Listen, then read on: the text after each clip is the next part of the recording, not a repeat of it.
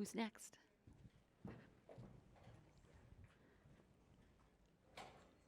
My panel doesn't want to follow me. Gosh, it's got to get better. It's going to get better.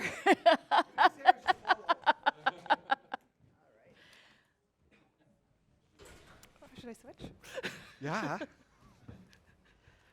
Okay, well, welcome everyone, and thank you for coming to this 9 a.m. sessions. We had the draws 15 minutes ago, so for those of you who won the draws for coming here on time, enjoy your free gifts. We didn't really have draws, but just saying.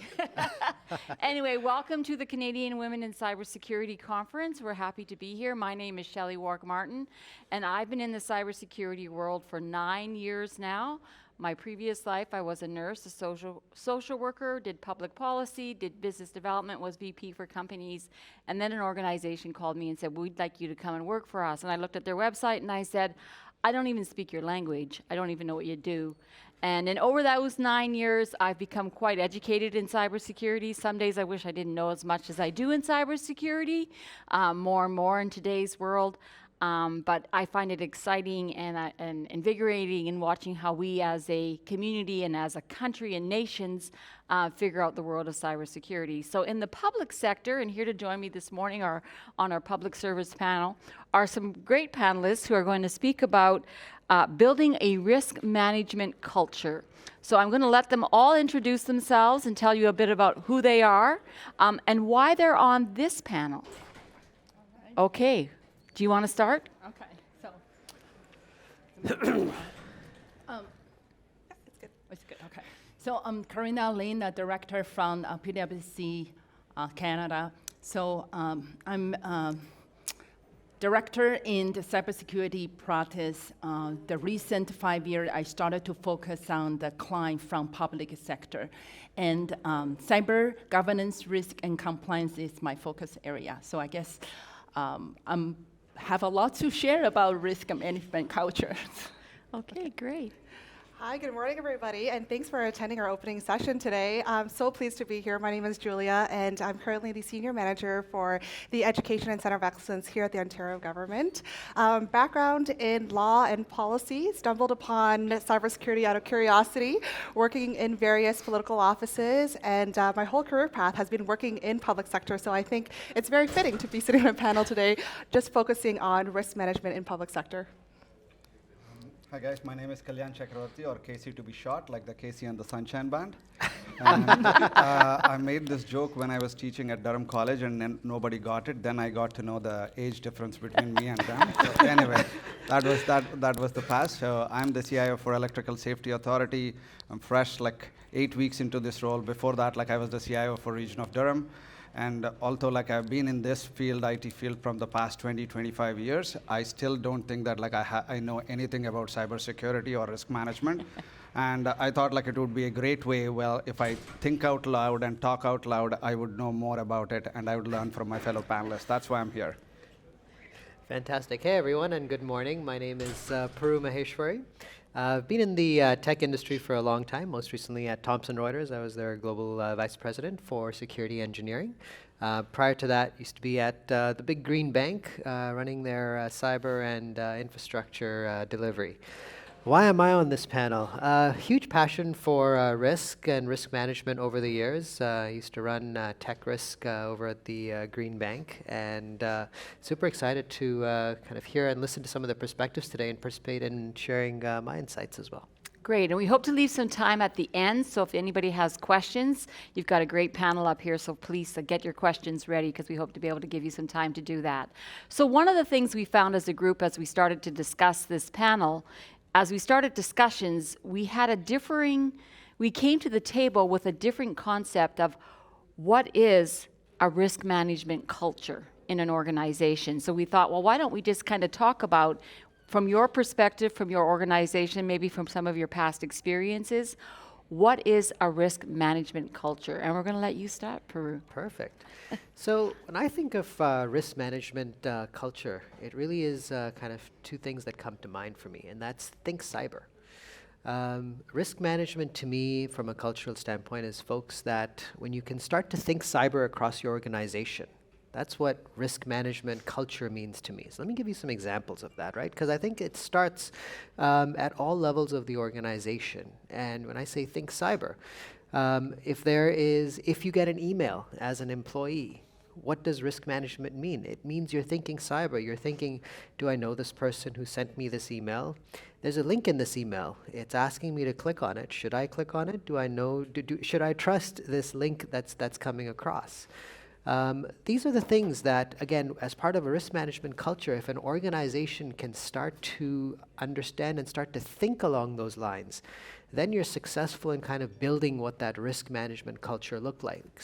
That also spans across different areas. So again, email was one aspect. Passwords is another thing, right? Raise your hand, how many people have kind of, as they're creating their new password, have just kind of taken their old password and made something simple which they can remember, right? Careful there. So, but again, that comes back again to a risk management culture. And a lot of it comes with awareness and making sure that people in the organization are aware, right? What happens if I pick a simple password, right? Like if I pick the name of my street or my last name and add a number or something on it, right? That's probably not going to be very effective in terms of keeping us secure. Right? And then the other thing, again, when I look at risk management culture, and you can think about it in terms of any line that you're looking at from a cyber standpoint, even when you're looking at kind of your access, right? An employee leaves the organization, right? Are you as a manager thinking and have that risk-oriented mindset to say, this person has just left, I should probably make sure that they're terminated, their access is done, and everything is done. Now, in some organizations, that's automated and fully automated. In other organizations, it's a manual process. But that risk management culture, again, comes from that sense that you're understanding and thinking cyber as you're looking at that. So that's my perspective. Gosh, that's a lot. When you talk about passwords, we just had our wills redone, and that's one of the things that the lawyer asked us is, how are you going to manage your passwords? Because passwords is a whole part of our culture in our community now. And then when you talk about information sharing when somebody leaves, I had a loaner vehicle from my dealership, and I had all Phil's contact information when I got in the car because he loaded his right. phone on there. So when you think about public security, and that probably goes to some of our responsibility, is educating beyond your workplace to the broader public as well. So, okay, next is you, Casey. What is... I think for me, the risk management culture is about the lowest common denominator. Everybody understanding like it is. The biggest challenge that we have is there is a lot of noise that is related to cyber because everybody understands cyber, but nobody understands cyber.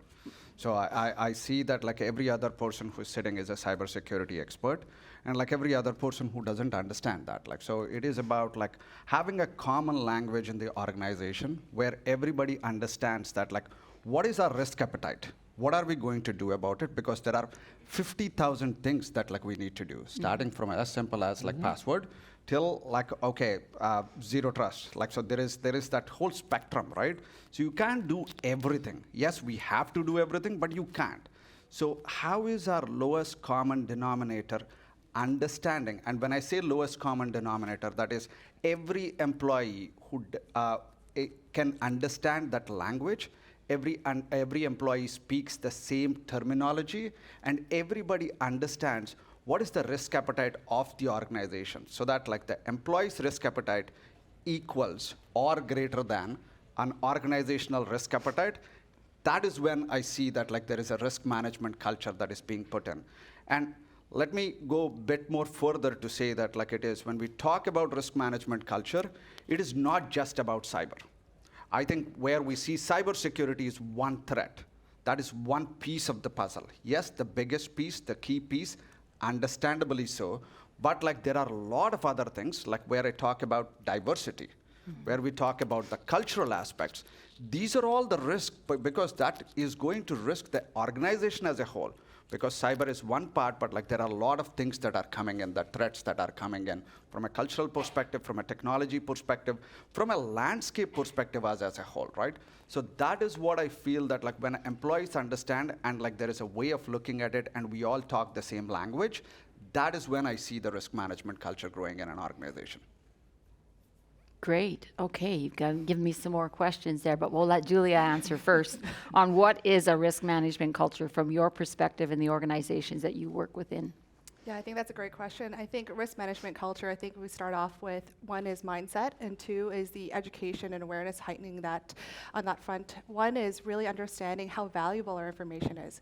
With the height of the pandemic as well, we've seen how valuable information is, especially with all the cases that you guys see on the news from colleges, universities, hospitals. How many breaches actually really occurred? What was the uptake just from the pandemic till now? So the sheer amount of cases that we see here shows the relevance and the value that these cyber criminals are getting their hands on our valuable data. I think the second part is really the heightening the education and awareness that every organization and company should be having a robust education and awareness program at every tier. So really ensuring that you've got your basic kind of knowledge in your cybersecurity program, and what we call here on the team is, how do you level up? How do you make sure that there's tiered content at every level so that people can kind of advance their skills, and making sure that it's engaging, promoting and making sure that it's fun, that people want to take part within cybersecurity, because, and this is my favorite line, and my team has heard me say this over and over again, cybersecurity is really everyone's responsibility. It's a team sport where there are various practitioners kind of pretty much across the areas that all have a role to play. So I think the two forefronts there, just to kind of add on to our panelists here, is really mindset and education. Yeah, that's the key. I mean, at my organization, we have an education program that all employees, it's mandatory, must do every year. We can take time out of our day. We're given 3 months notice that it's time to do your security awareness training. And if your training is not done, let's say by October 31st, you don't need to come to work on November 1st. You do not have access to any of your systems. You have to do that training annually, and if it's not done by your deadline, they shut you down. So you learn you only make that happen once when you have to make that call and say, oh, I didn't do it. Can you hook me back up and I'll do the training first thing? And you never want to have to do that again. So it becomes very important, and it's going to be part of my next question, because security awareness training and time costs money. So I'd really be interested in your perspectives on the budgets of financing security awareness. You're next, Carinna. Okay, so interesting. We talk about the awareness and training, and that is one of your next question, talk about challenged. But back to the definition when we think about the risk management culture. As a cybersecurity consultant, work for a consulting company. So I'm very fortunate to work with many different organizations. And one of the things we do it all the time is conducting cyber risk assessment or gap analysis. So after doing this for so many years, yes, many years. So as soon as after conducting the interviews, we will be able to understand the risk management culture within the organization. Why? Because we will be able to talk with various team, technology team, finance team, legal, human resource, and different level within the organization. For example, we talk to IT administrator, we talk to management, we talk to executive, right? So we understand their concern and understand what they see their organizations. So it's very interesting, some interviewee, they be able to talk that what they see about the risk and how to fix it. And they even encouraging us to put their recommendation in our report, right? But on the other hand, we see some people that we identify the risk, but they are not aware of the risk. So after some good discussion, they say they appreciate our insight. But some of the individuals we talk is that we have a different view of cyber risk, right?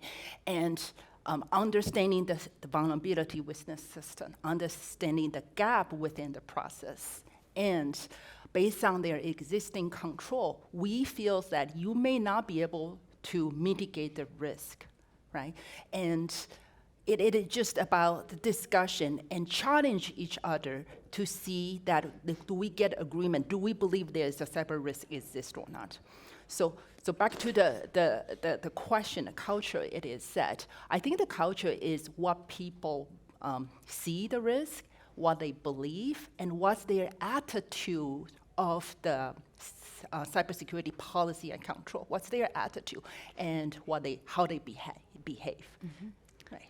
Great response. And that takes us to our next question. Now that you've all kind of shared your perspective on what is a risk management culture, now I'd like to move on to how do you create a risk management culture within your organizations, keeping in mind that there are other players on the team that aren't truly as interested as you are in a risk management culture, who have other priorities on their plate and see those as bigger priorities. And how do you create that risk management culture with the budgeting and the financing? You know, I talk to some people in the public sector and I say, you know, how do you get your training in cybersecurity? We do lunch and learns. And I said, well, what else do you do? Just lunch and learns? Okay, so you get, 30 minutes on some day if somebody can find you a speaker. Yep. I'm like, okay, and you're running my hospital system. Okay, good. So tell me from your perspective, how do you create that risk management culture, and who's at the table, and how do you get those who don't see that as a priority within an organization to engage? We're going to start with you, Casey. Okay, I think the first thing is it needs to come top down. That is the first part of it. I'll take the example that you're talking about, where if you don't do it by October 1st, you're out. What if the CEO does not do it? Okay, are you kicking that person out? If it is not, then you are not building the risk management culture that you want. So that is a top-down needs to happen. So when any message goes in from in our organization, if any message is going from my CEO, I tell her, you need to do it. And I've seen people, senior execs, have their password written on that sticky note in their laptop. Majority of you have seen this. And this happens not with the broader set of employees, but the higher you go up the value chain. And that is defeating the whole purpose, because you have to walk the talk. That's the first thing and then second, it's not a one thing, as you said, it is not about having a lunch and learn, because lunch and learn, all these things is about dealing with a specific scenario. This is about embodying it in every message, saying that why is it important. So any message that you're giving in from a senior leadership team, when you're talking about it, you have to incorporate this saying that okay, this is what we need to be doing. This is our values. Just like how you reiterate your vision, mission, and mandate, you have to repeat this multiple times in the same way that you repeat this. And last but not the least is you need to have a qualitative and a quantitative metrics of how you're doing. Because think about it from you're sitting there, it is like writing an exam every day and not knowing the result. It gets frustrating because I'm doing all the things, but I don't know how am I doing. So a metrics will help to say, where am I? Am I moving the needle? And when I say am I, it is not just as a person, but us as an organization, are we moving? And the moment you see that there is a positive change, it motivates you to move further.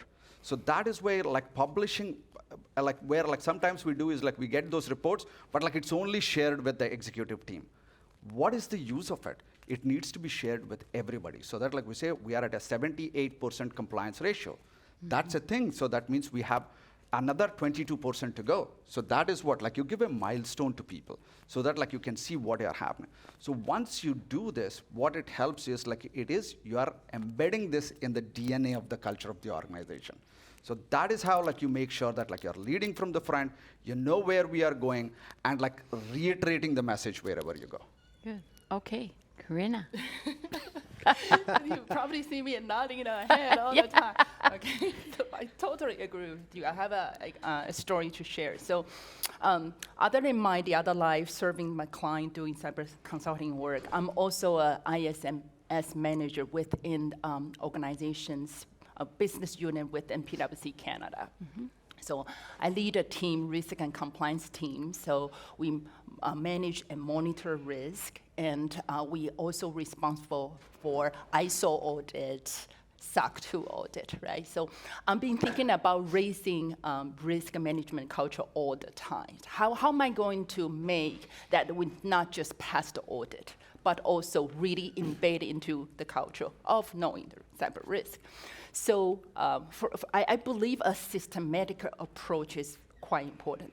Think about this. We gotta got the top management support. We gotta do the understand our risk environment. We have to do the risk management. We have to refresh our policies. Then we have to do employee training. A lot of control, selective control to implement. And also, we have to do the employee training. Annual training is quite important for ISMS. So we did all of this, and we passed ISO audit with 0 finding the first year. Second year, we have 0 finding. The third year, which is last year, we have 1 minor finding. And you probably were interested to know what is this minor finding, right? Our team is thinking about this all the way through how to prepare audit, right? We have our goal. So this one minor finding is that the auditor, they randomly select individual, have one-on-one interviews. And when he do the interview, he asks, what is the risk in your organization? And of course, there's a lot of questions. And actually, this individual, he was not be able to tell the auditor what is the metrics, what is the progress of we manage the risk. So of course, we try to fight back to the auditor, say, this is probably a FYI, not to make it into the minor finding. So the auditor say, no, this is critical, Carinna, because your employee need to understand the risk, the progress of how you manage the risk. And back to your point, is the metrics and dashboard has to share with all the employee. Because think about this, we run the employee training every year. Are we actually going back, continuously education, let them know what's the progress and what they have to do? Is continuously improvement, like raising the culture. Yeah. Great response, and that's true, knowing the results. So we have security awareness, and we have like phishing attacks that are done to us and stuff, and we always get the metrics. And it, for me, it's like, oh, we did like 98% of us got it, but a couple people clicked, and it's like, oh, we got to get better. And so we watch it over the year, and it's fun to watch, and it's engaging, right? Like, even though you're like, oh, and then you forget about it, and then they send you the results, and it's like, oh, that's cool, we got really good, and then, oh, we're not so good now. So, and it usually fluctuates when we get a lot of new employees. So we just did a big hiring, so we've got a lot of new people, and they're catching up, and they're learning the ways sometimes. So usually goes back to that. Julia. Shelley, you really took me back there. Lunch and learns. So I worked in cybersecurity now for 5 years, and lunch and learns used to be such a big thing where they said, we need to do lunch and learns maybe like once or twice a year to create a really robust education awareness program. I'm like, I think we can do more than that. But I think that I love that question in terms of how do you create a risk management culture, and that is the main work that we do here at the Center of Excellence. I think I break it down to 3 focus areas. One is, and agreeing with what Carinna and KC said, was really getting the C-suite buy-in. 2 is, how do you make your program human-centric? And I think lastly is going to the point of making that content fun and engaging. So I'll go back to my first point in terms of the C-suite buy-in and how important it is, really to build on what some of the points that we've already discussed, is getting them to understand the importance of cybersecurity. What are the challenges? What are the repercussions? And especially in the public sector, what are the breach repercussions? What is it going to cost the organization when ransomware comes down? We know that over 85% of cases lead to ransomware due to simple, tactics such as phishing scams, right? So one instance that we do on our team is we roll out something called the corporate phishing campaign. Our organization makes up about 70,000 staff with over 25 ministries. By getting executive buy-in at an ADM or a deputy level and putting their name on a phishing email, that really does the trick, because they can see firsthand on how many people actually clickbait to that email, or how many people are actually aware. So that in itself is really valuable information. Really centralizing all your data, then you can actually start crafting and creating your dashboard to start creating your baselines, start really leveling up again, making your campaigns more advanced. So testing awareness. So again, that really brings it back to, this is us fostering a culture. Getting the C-suite buy-in also makes sure that they are held accountable, that everyone has a role to play. Two is having it, making your program human-centric. Your cybersecurity program is only as good as it is for the people that you are building it for. So if it's not working for the people, then there's definitely something that you need to go back and start tweaking. So when it comes to making it human-centric, the message needs to resonate with people, it needs to be relatable. Something that we do on our team is we just kind of map things out, create the personas, who's our target audience, and how do we relate to seniors? How do we relate to some of the demographics that we don't really talk about on a day-to-day basis when it comes to building a robust cybersecurity program?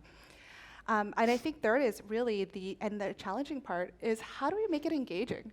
We've done things in terms of and tried to experiment. A lot of it is kind of trial and error in cybersecurity because cybersecurity, it's still new. It's still an area that we can still explore. So one of the key areas that's worked really well for us in terms of making our products interactive is through cybersecurity gamification. So really, gamification hits the nail for everybody. When you were, young, you already know, you're already associated with games and how they're done. So by walking people through a scenario of gamification, it resonates with those within the K-12 sector for us, those and those within higher education and beyond, even with IT professionals, right? So those are some of the key ways here, I think, when I think of how do I create a risk management culture, and how do I kind of build on year after year by reviewing all the analytics, all my KPIs, to really, again, just to kind of advance our program. Yeah, gamification is interesting because it's used for a lot of different things. I just got a friend that got a new job. I said, I didn't know you were looking for a new job. He said, I wasn't, but I got invited to a Net Wars thing and I went and I was the number one and they called me on Monday and offered me a great salary and a new job. So I took it. I'm like, oh, okay, they gotcha. But gamification also tells you who's not participating, which also indicates then those people are probably people you should be tracking for awareness as far as risk in cyber, because they're not engaging in it at all. So, okay, Puroo, you're next. All right, so I think you've heard a lot of interesting Yes. perspectives right now. A couple of things that I'd kind of add to that. Part of risk management and kind of building a risk management culture is maybe starting and looking at things from a risk management lens. And I think that's one of the things that we did in our organization was look at, when you look at the risks that are out there, and I'm going to go back to the phishing example we were talking about earlier, using a data-driven approach to actually look at who are our most attacked people within the organization. And using that as a measure and using the data behind that to target where we want to actually look at driving that risk management culture.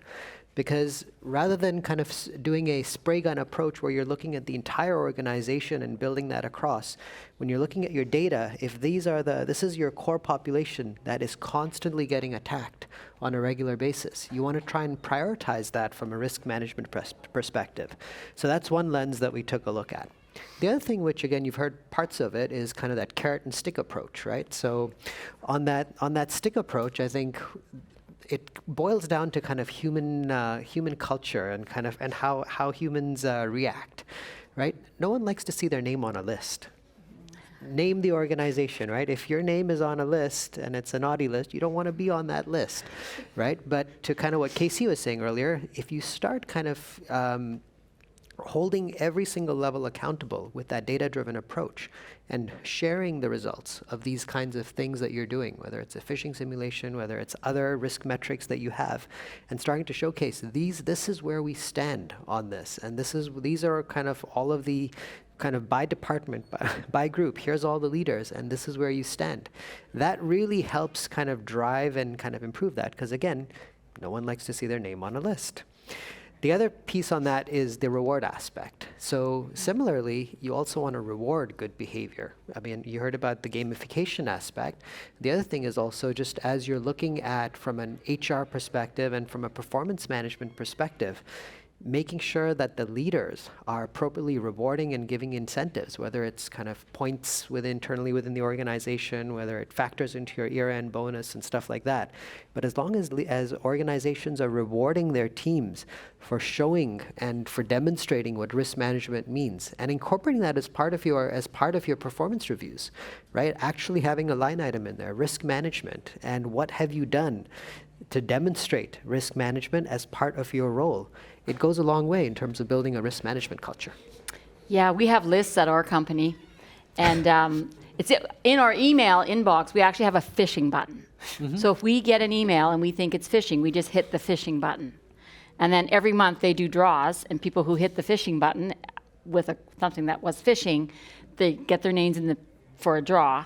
If your name is never on the list, then you wonder, like, what the heck is she doing? She's never on the draw. And now, as a team, sometimes you watch that, right? You say, how come you never click on anything? Like, you should be reporting those phishing, because you know they all got the same email as you did when it's a phishing campaign. So, interesting. Okay, our last question, and our time is going really fast here.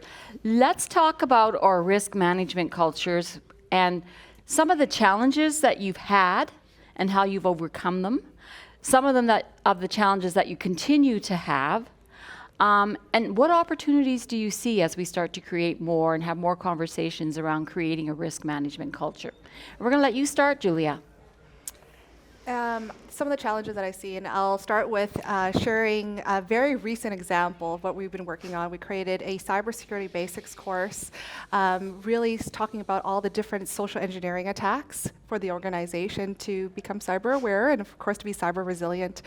The course was optional. And unfortunately, although the course itself was resourceful, it had a ton of content in there, not many people noticed that we actually had a course, and not many people actually took the course. So what did we do at this time? We pitched the idea to our executives. We told them that we need to make this course mandatory across the organization for every new employee and every existing employee to take. And what we saw actually as we started making it mandatory, coupled with some of the compelling storytelling of why it's important for you to be cyber aware, that it could happen to anybody, and the whole initiative of why couldn't a cyber attack happen to me.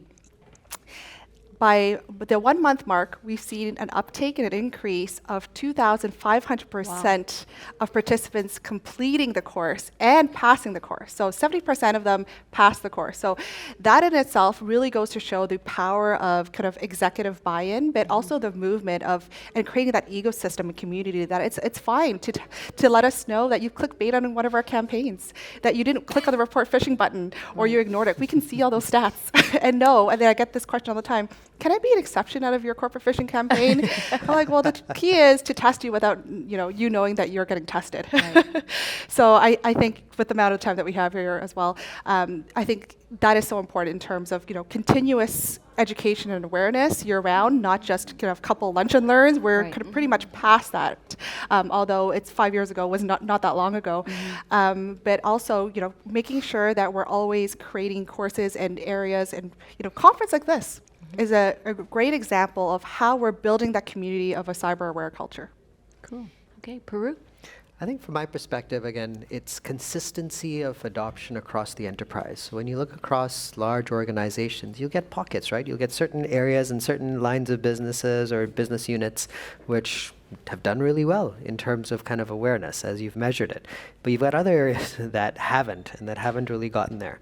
So I think it's being able to target some of those areas, and again, using that data-driven approach to dive down into there. The other piece, again, very similar to what you were saying there, was around the kind of the actual real life simulations that you're doing with each of these areas, right? Those really help in terms of kind of increasing that adoption. But again, when you look at the training courses and the cybersecurity training awareness, I think one of the constant pieces of feedback we always get back is, I'm busy in my job. I don't have time to go and look and click on a video and go and look at this. Well, there's many ways we can look at that. We can look at shortening the content, and typically for most people they say kind of an attention span for a video, and this is why TikTok is popular, right? It's like between kind of 15 to 30 seconds, right? If you can give a short video snippet in which you've provided kind of your key messages, you may do it more frequently, but short kind of TikTok level kind of video lengths, that has really helped in terms of driving that awareness, because yeah, people do have 15 to 30 seconds to look at something, and if you send out something once a month which has that 15-second snippet, or at the beginning of a town hall or at the beginning of something, you play something, 15 seconds, 30 seconds, it's something which people are more receptive to, and it sticks. Good. Okay, Carinna. Okay. So I really learned a lot because this is related to, I feel, about the challenge that we have in creating a risk management culture.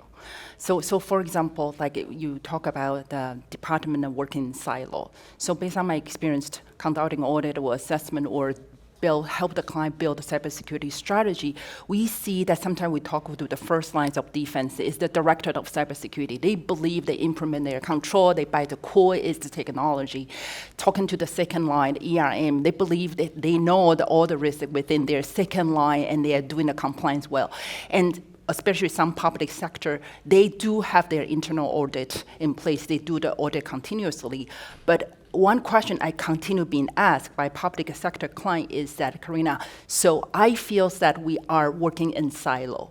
So they ask me question, how do we making sure that the cyber risk will be communicate, how can we collaborate it with working together to see the cyber landscape, the threat landscape together? And another challenge that I want to emphasize is like this, is that people think that resilience to change is one of the challenges. But I see is the changed after the changed is the difficult. We like changes. We like buying technology. We like to implement new processes to make our life easier. But think about implementing a change. It's not like you buy a Peloton treadmill or you subscribe a gym membership, right? The most difficult part is that getting to that treadmill every day and going to gym all the time, right? Going back to the training, and cyber awareness training. Like we did our ISMS once, or when they come into the organization, right? But the difficulty is that how do we run the continual awareness? Think about a cybersecurity consultant. We have a very busy life, right? We're busy helping the client. Internally, we have to build our own culture. So I learned from you is that how to get that attention is maybe creating 15, 20-second video, and then to just making sure the change. After the change, how do we help people to do they promise they will do? That's the one of the challenges I found. It's difficult.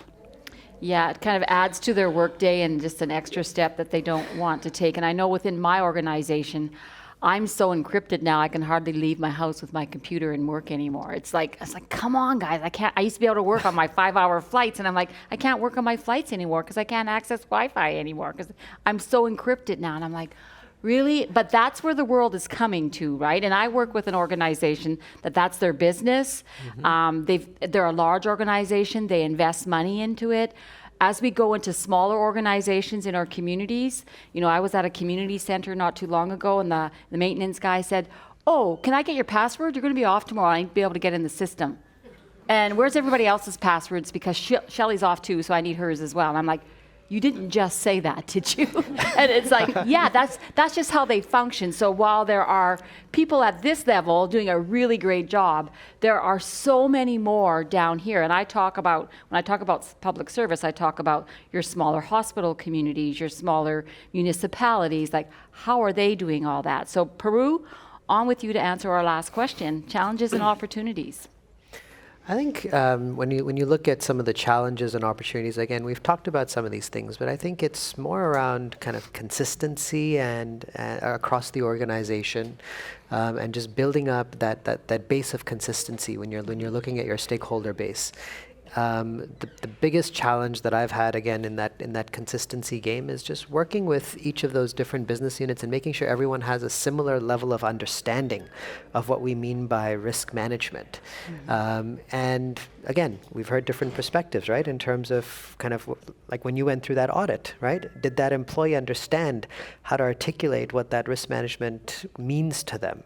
And I think part of kind of that, how you overcome this stuff is, again, looking at making sure that the information that you're giving out to your employees is short. Like it's like 2 to 3 points, something which they can remember, right? Give them an acronym, give them something that they can use to remember, so that it's at the top, it's at the tip of their tongues, right? And again, we did a very similar thing in my organization when it looks at the phishing emails again. We just gave them a simple diagram which said, okay, when you get an email, Here's your acronym. Does it have an external tag on it? If it does, stop and think, right? Does it have a banner on it? Stop and think, right? It was just simple bits of information that we parsed out to the organization, and that was half the battle. It wasn't about kind of getting all the nitty-gritty and the details and about all that. It was just the simple, if you get this, do this. Those kinds of messages. Great. Well, how do you, just because we have a few minutes left, so it's got to be a short answer. Because one of the things I'm always fascinated with when you talk about risk management culture is out-of-office emails. Because sometimes I like to know when people are out of office, because then I can know, I'm like a kid, right? I can go ask this other person, and they're probably going to say yes, because so-and-so's gone out of the office. So within your organizations, or you can use a fake organization, what is your opinion on out-of-office? Less is more. Less is more? Okay, good. For me, I think out-of-office emails, I usually have a very different one for inside the organization versus outside the organization. For outside the organization, there's virtually, like I don't even send an out-of-office for outside the organization. It's typically just done for inside the organization. Okay. I think out of office messages are good. And like you, Shelley, I go to kind of the next person I see, who's actually covering for you, because I'm going to start poaching you. And you better be ready. You know what you signed up for. Yeah. So this kind of message, I think, again, back to the culture we want to build is that if someone received that message, auto message from you, they should be able to know who is the second person, who can do the same job as you do. Like it's building out a BCP plan, making sure that when you are away for 1 week or 2 weeks, the world still continues and people know what to do, who to get information. That is also important. Yeah, so just for fun, kind of watch the out-of-office messages that you get. I mean, I've had out-of-office messages that told me the whole cybersecurity team names of all the individuals. I've had cybersecurity messages that told me all the people that are managing a government project. I'm like, oh, I like to know some of those names too. And how long they're gone for and who's gone. Personally, I don't leave any out-of-office emails ever. I always tell people, if you want to get a hold of me, call me, text me. And if it's really urgent, if you can't figure out how to find somebody else when I'm not there, yeah, so I personally do not, it's not a policy within our organization, but I've always found those fascinating, and I participated in a phishing campaign, which was a social, physical, cyber phishing campaign, where they were able to determine that the head person in a department was gone, and they were able to get a FedEx person, who wasn't really a FedEx person, into the office to access their systems. Because they just trusted this person and walked away. And that was all because of an out-of-office message that they were able to manipulate a whole department and get into a building. And I thought, that's pretty cool. You have something to add to that? No, I want to ask people a question, a simple one, because you have been sitting and I think I want your brain to work something rather than listening to us. So who do you think are the most high-value target but low-focus target in an organization? High-valued but low-focus, one role. Somebody said executive assistants. I think that is the biggest one, where I think we're identifying those because they have the most of the access and they're the least vulnerable. So anyway, going back to you. That's great. Anyway, thank you so much for participating in my panel today. In the conversation, it's great. This conversation could go on for a long time. We have a lot of work to do. We didn't talk about buy-in, how we work with other organizations that are much smaller, that don't have all the resources that each of you would have within your organizations. And the difference that even ageism and the culture that we have as far as risk management. So thank you for being here. And for all of you in the audience, if you ever want to get engaged more in CyberX, in our panels, and you feel you have something to add or questions, please feel free to reach out to us. We'd love to get you connected and get you involved in our community. Thank you, and enjoy the rest of your day. Thank you.